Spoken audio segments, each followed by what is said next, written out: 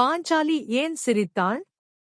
பாரதப் போரில் வீடுமர் அர்ச்சுனன் அம்பால் அடிபட்டு வீழ்ந்தார். வீடுமர் பெரியானி பகவான் பரசுராமனின் மாணாக்கர். அவர் விரும்பும் போதுதான் அவர் உயிர் பிரியம்.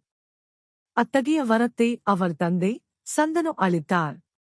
அவர் அம்புபட்டு வீழ்ந்த காலம் தட்சிணாயனம். உத்தராயண காலத்தில் உயிர் துறந்தால்தான் மோட்சம் கிட்டும். ஆதலால் உத்தராயணம் வரும் வரை அர்ச்சுனன் அமைத்துக் கொடுத்த அம்பு படுக்கையில் படுத்திருந்தார். அப்போது தருமன் அவரை வணங்கி அரச நீதி அறிவுறுத்தும்படி வேண்டினான். கண்ண பெருமானும் அரச நீதியை தருமனுக்குக் கூறும்படி வற்புறுத்தினான். அம்பு படுக்கையில் படுத்துள்ள துன்பத்தையும் பொருட்படுத்தாமல் வீடுமர் அரசநீதி கூறத் தொடங்கினார்.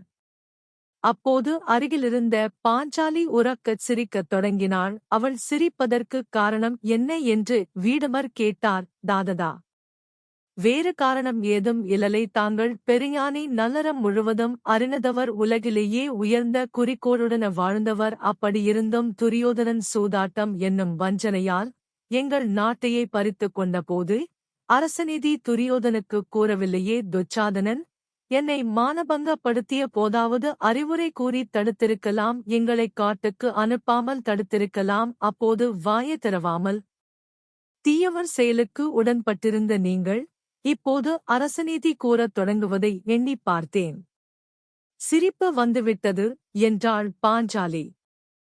குழந்தாய் பாஞ்சாலி, நீ நினைத்ததும் சிரித்ததும் நியாயமானவைதாம். அதற்குரிய காரணம் சொல்ல நான் கடமைப்பட்டுள்ளேன்.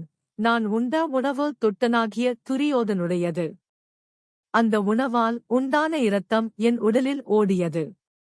அந்த இரத்தம் அறநெறியைக் கழுவி அநீதிச் சேற்றை என்னுள் தேக்கிவிட்டது. அதனால்தான் என் வாயிலிருந்து அறநெறி வெளிவரவில்லை.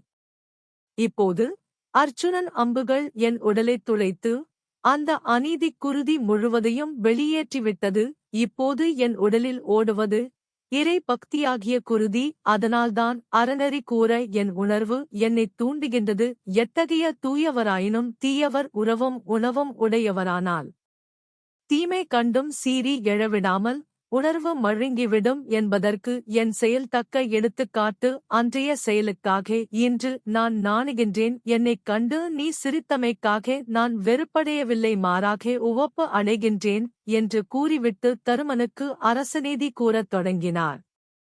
வீடுமர்